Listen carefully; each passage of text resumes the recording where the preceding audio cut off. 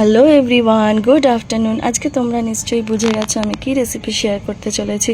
আমি দুদিন আগেই বলেছিলাম এই রেসিপিটা শেয়ার করব, যেটা হচ্ছে সর্ষে ইলিশ।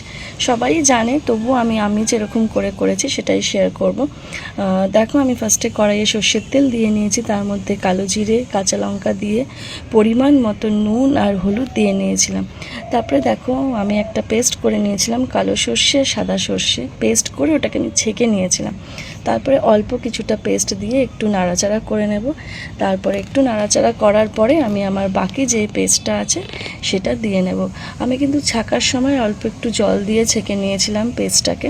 তারপরে দেখো, আমি পরিমাণ মতন জল দিয়ে নেব, আর হালকা একটু ফুটে আসলেই আমার নুন হলুদ মাখিয়ে রাখা ছিল যে ইলিশ মাছগুলো, আমি ইলিশ মাছগুলোকে আগেই আধা ঘন্টা আগেই নুন হলুদ মাখিয়ে রেখেছিলাম। তো সেই মাছগুলো আমি এক এক করে দিয়ে নেব। এটা কিন্তু ইলিশ মাছ হচ্ছে এমন মাছ যেটা হচ্ছে একদম ইজিলি রান্না করা যায়, আর একদম কম মশলা ছাড়া সব থেকে ইজিলিভাবে করা যায়, আর খুব তাড়াতাড়ি হয়ে যায়, আর খেতেও তেমনই টেস্ট হয় জানো সবাই। আর কারা কারা ইলিশ প্রিয় আছো আমার কমেন্টে অবশ্যই কমেন্ট করো। আর তোমাদের যদি ভালো লাগে লাইক কমেন্ট শেয়ার সাবস্ক্রাইব করতে কিন্তু ভুলবে না।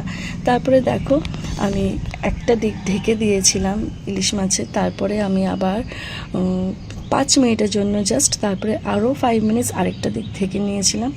তো ব্যাস, এটা জাস্ট 15 মিনিটসের মতনই লাগে হতে। আর আমার দেখো মাছ কিন্তু কমপ্লিট হয়ে গেছে, এই যে আমি ঢেলে নিয়েছি কড়াই থেকে। তারপরে দেখো তোমাদের কেমন লাগলো, খেতে কিন্তু দারুণ হয়েছিল। আর দেখলে কত তাড়াতাড়ি হয়ে যায়, এটা কিন্তু সবথেকে ইজি আর সবথেকে খেতে টেস্টি। তোমাদের কেমন লাগলো জানিও। Thank you.